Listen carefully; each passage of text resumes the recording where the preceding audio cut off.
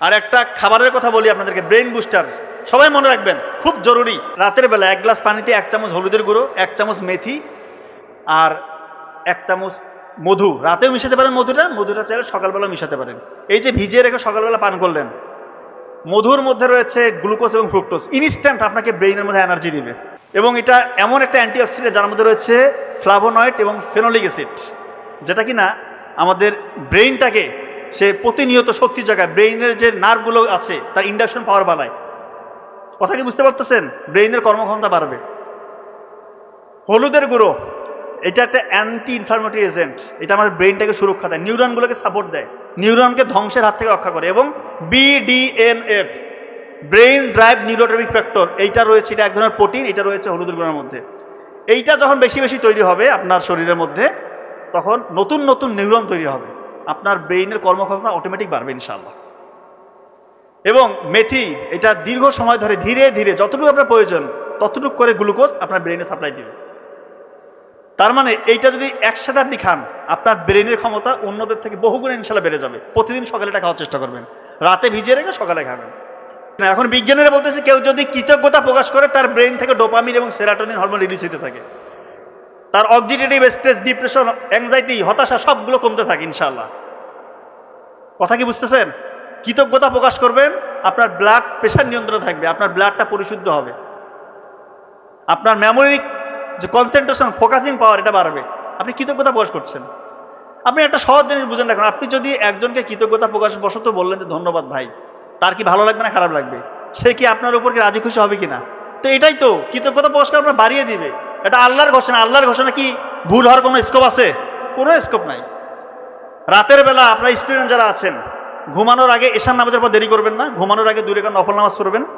এবং রাতের যে আমলগুলো আছে, সূরা মুলক, আয়াতুল কুরসি, সূরা বাকারার শেষ 2 আয়াত, 3 কুল, 33 বার সুবহানাল্লাহ, আলহামদুলিল্লাহ, 34 বার আল্লাহু আকবার, এগুলো পড়ে বিছানায় যাবেন। আল্লাহ তাআলা আপনাদের দেখবেন সুন্দর একটা ঘুম দিবে। ব্রেইনের মধ্যে যত খারাপ জিনিসগুলো আপনি শিখেছেন, জেনেছেন, এগুলো ইনশাআল্লাহ ওয়াশ আউট হয়ে যাবে।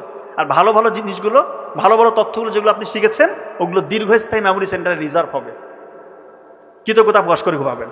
ভোরে উঠবেন, উঠেই আগে আলহামদুলিল্লাহ, উজুটা করে আগে আবার নফল নামাজ। ভোরে উঠলে কি হবে? আমার ভাই ডক্টর নাবিল যথেষ্ট ভালো বলেছে, এগুলো নিয়ে অনেক আলোচনা করেছে, যে ভোরবেলা যদি উঠেন আপনার ব্রেইনের মধ্যে আলফা ওয়েভ তৈরি হয়। এগুলো তো আপনারা সবাই জানেন, এখন মুখস্থ হয়ে যাওয়ার কথা। আলফা ওয়েভ তৈরি হলে কি হবে? ওই সময় আপনি যা কিছু পড়বেন 2 ঘন্টার পরে অন্য সময় 10 ঘন্টার পড়ার থেকেও প্রোডাক্টিভ। এগুলো আলহামদুলিল্লাহ আমি আমার বড় ভাই ডক্টর নাবিলের বদলতে শুনেছি, শিখেছি। আশা করি আপনারা অনেক শুনেছেন। আজকে উনি আরও চমৎকার আলোচনা করবেন ইনশাল্লাহ। তার মানে ভোরে উঠতে হবে, কৃতজ্ঞতা প্রকাশ করবেন আল্লাহর, আল্লাহ তাআলা বাড়িয়ে দিন। আর একটা খাবারের কথা বলি আপনাদেরকে, ব্রেইন বুস্টার। সবাই মনে রাখবেন, খুব জরুরি। রাতের বেলা 1 গ্লাস পানিতে 1 চামচ হলুদের গুঁড়ো, 1 চামচ মেথি আর 1 চামচ মধু। রাতেও মিশাতে পারেন মধুটা চাইলে সকালবেলা মিশাতে পারেন। এই যে ভিজিয়ে রেখে সকালবেলা পান করলেন, মধুর মধ্যে রয়েছে গ্লুকোজ এবং ফ্রুক্টোজ, ইনস্ট্যান্ট আপনাকে ব্রেইনের মধ্যে এনার্জি দিবে। এবং এটা এমন একটা অ্যান্টিঅক্সিডেন্ট যার মধ্যে রয়েছে ফ্লাভোনয়েড এবং ফেনোলিক অ্যাসিড, যেটা কিনা আমাদের ব্রেইনটাকে সে প্রতিনিয়ত শক্তি জায়গায়, ব্রেইনের যে নার্ভগুলো আছে তার ইন্ডাকশন পাওয়ার বাড়ায়। কথা কি বুঝতে পারতেছেন? ব্রেইনের কর্মক্ষমতা বাড়বে। হলুদের গুঁড়ো এটা একটা অ্যান্টি ইনফ্লামেটরি এজেন্ট, এটা আমাদের ব্রেইনটাকে সুরক্ষা দেয়, নিউরনগুলোকে সাপোর্ট দেয়, নিউরনকে ধ্বংসের হাত থেকে রক্ষা করে। এবং BDNF, brain drive neurotrophic factor, এইটা রয়েছে, এটা এক ধরনের প্রোটিন, এটা রয়েছে হলুদের গুঁড়োর মধ্যে। এইটা যখন বেশি বেশি তৈরি হবে আপনার শরীরের মধ্যে, তখন নতুন নতুন নিউরন তৈরি হবে, আপনার ব্রেইনের কর্মক্ষমতা অটোমেটিক বাড়বে ইনশাআল্লাহ। এবং মেথি, এটা দীর্ঘ সময় ধরে ধীরে ধীরে যতটুকু আপনার প্রয়োজন ততটুকু করে গ্লুকোজ আপনার ব্রেইনে সাপ্লাই দিবে। তার মানে এইটা যদি একসাথে আপনি খান, আপনার ব্রেইনের ক্ষমতা অন্যদের থেকে বহুগুণে ইনশাআল্লাহ বেড়ে যাবে। প্রতিদিন সকালে এটা খাওয়ার চেষ্টা করবেন, রাতে ভিজিয়ে রেখে সকালে খাবেন। কথা ক্লিয়ার? আল্লাহর কৃতজ্ঞতা প্রকাশ। সর্বশেষ কথা বলে শেষ করব। আল্লাহ তাআলা সূরা লোকমানে বলেছেন, বাবা মার মর্যাদাটা কীরকম সেটা একটু শুনেন। যে শিরক তো সব থেকে বড় জুলুম। তো বলতেছে, তোমাদের বাবা মা যদি তোমাদেরকে শিরক করতে বলে, অর্থাৎ আমার সাথে কাউকে শরীক করতে বলে, সব থেকে ঘৃণিত অপরাধ যেটা, এটা যদি করতে বলে তোমার বাবা মা, তুমি তোমার বাবা মাকে এক্ষেত্রে ভদ্রভাবে অমান্য করবে, তাদের কথাটা মানবা না, কিন্তু তাদের সাথে সদাচরণ করতে হবে, ভালো ব্যবহার করতে হবে, তাদের দেখভাল করতে হবে, এবং তাদের মৃত্যুর আগ পর্যন্ত তাদেরকে ছেড়ে চলে যাওয়া যাবে না, তাদের দেখভালটা করতে হবে। চিন্তা করেন, আমাদের কোনো বাবা মাকে এরকম বলে যে আল্লাহর সাথে শিরক করার জন্য? এটা তো বলে না। তা আর কোনো কথা আছে? শিরক করতে বললেও তাদের সাথে উফ শব্দটা করা যাবে না, খারাপ ব্যবহার করা যাবে না। তা আমাদের বাবা মা তো আমাদেরকে জীবনের থেকেও বেশি ভালোবাসে, সেই বাবা মার সাথে আমরা কী আচরণ করি? অনেকেই করি না। এটা করবেন না। মা বাবার দোয়া নেবেন, দোয়া আসলে মন থেকে আসে, চাইতে হয় না। আপনার অ্যাক্টিভিটিসে বলে দিবে আপনার জন্য আপনার মা বাবা, দোয়াটা অটোমেটিক চলে আসবে। চোখের পানি ফেলে দোয়া করবে। মা বাবা যদি চোখের পানি ফেলে দোয়া করে, ওই সন্তানের জন্য আর কিছু লাগবে না। ইহকাল তো ইনশাল্লাহ কামিয়াব, আল্লাহ ছেড়ে পরকাল নাজাতের রসিলা। আমার মতো স্টুডেন্ট, আমার বড় ভাই বোন আলহামদুলিল্লাহ যথেষ্ট মেরিটোরিয়াস। ওরা যখন বিসিএস ক্যাডার হয়ে গেল, আমার অবস্থা তো একটু নাজুক, মেধাশক্তি অত ভালো না। আমার মা শুধু দোয়া করে যে আল্লাহ, এই দুই সন্তান তো বিসিএস ক্যাডার হয়ে গেছে, এ যদি না হয়, এর মনের ভিতরে কি হতাশা কাজ করবে। শুধু দিনরাত দোয়া যে আল্লাহ ওকে নিরাশ করো না। চোখের পানি ফেলে দোয়া করতো। তো বিসিএসে যখন ভাইবা গেলাম, ভাইবা পরীক্ষা দিতে, যেগুলো আমি পড়েছি আল্লাহর রহমতে ওগুলো আমাকে ধরেছে। এইটা তো একটা মিরাকেল। প্রশ্ন কমন বড় স্কোপ আছে নাকি? কোথা থেকে ধরবে? কোনো ঠিক ঠিকানা আছে? আমিও আল্লাহর কাছে চাইছি, আল্লাহ আমি যেগুলো থেকে পড়তেছি ওগুলো থেকে যেন আমাকে ধরে। সংবিধানটা আমি খুব ভালো পারতাম, সংবিধান থেকে আমাকে প্রশ্ন করতে আমি তো পটাপট উত্তর দিচ্ছি। ওরা তো বলতেছে রে বাবা রে বাবা, কী ব্যাপার, সংবিধানের কোন অনুচ্ছেদে কী আছে না আছে একদম পটাপট বলে দিচ্ছি। বলতেছে বাবা তোমাকে যদি পোস্টিং দেই, তুমি একটা খারাপ সিচুয়েশন হলে কীভাবে হ্যান্ডেল করবে? আমি তো তখনই বুঝে গেছি আমার চাকরি হয়ে গেছে।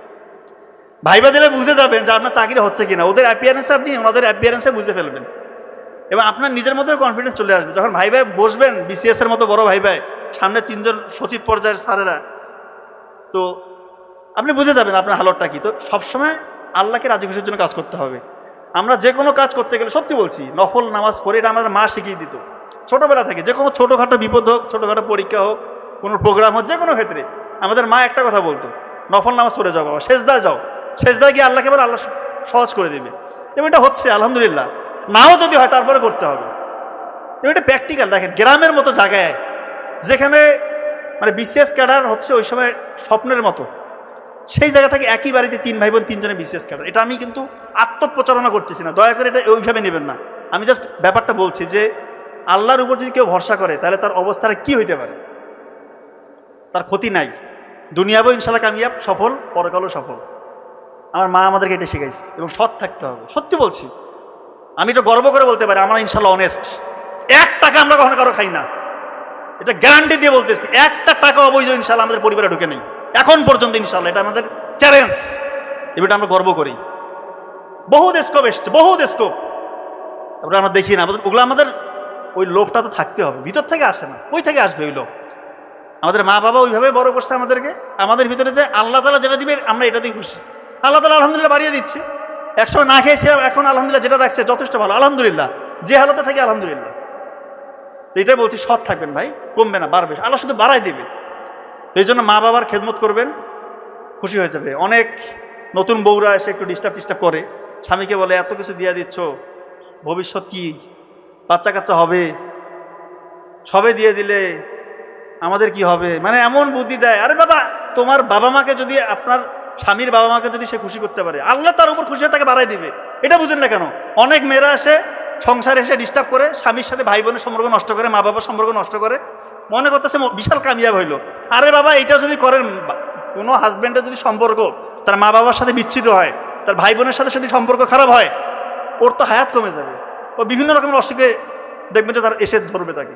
তা আপনার স্বামীর আয়ু কমলে, সে যদি অসুস্থ থাকে, আপনার কি লাভ হইল না লস হইল? বুঝে না, মেয়েরা অনেকে বুঝছে না। একটু দেমাগ খাটান, সোর্স করেন, একটু বুদ্ধি খাটান।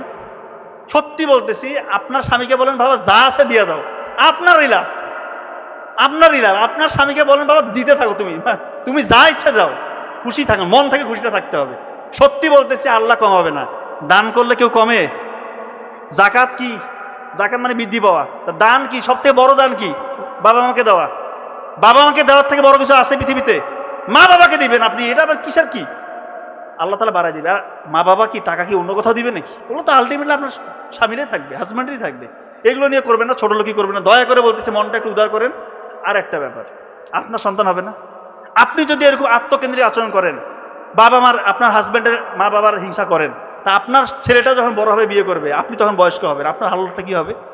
আপনার বৌমা যদি আপনাকে এসে না দেখে, কি মানে একটা কথা আছে না যে ইট্টি মারলে পাটকেলটি খেতে হয়, কথা আছে কি না? তা আপনি যেরকম আচরণ করবে, আপনার সাথে ওরকম ফিডব্যাকই হবে, ব্যবস্থাটা ওরকম ন্যাচারই করে দেবে। ন্যাচার বলতে আল্লাহ তাআলা ওই ব্যবস্থা করে দিবে। দয়া করে সন্তানকে শিখান, সন্তানকে এমনভাবে ছোটোবেলা থেকে লালন পালন করেন, ওরা দেখবে কি রে আমার মা বাবা আমার দাদা দাদি নানা নাকি এত রেসপেক্ট করে, ওরা এটা দেখে শিখবে। তারা যখন বড় হবে তারা তাদের শ্বশুর শাশুড়িকে রেসপেক্ট করবে। কথা কি বুঝতে পারছেন? দেখবেন পরিবারটা একটা জান্নাতের বাগান হয়ে যাবে ইনশাল্লাহ। তো যাই হোক, আমি আর কথা বাড়াবো না। আপনাদের জন্য আমার বড় ভাই ইনশাল্লাহ অসাধারণ লেকচার নিয়ে অপেক্ষা করছেন। ওর প্রতিটা লেকচার আমি মনোযোগ দিয়ে শুনি, আপনারাও নিশ্চয়ই শুনবেন, অনেক কিছু জানতে পারি আমরা।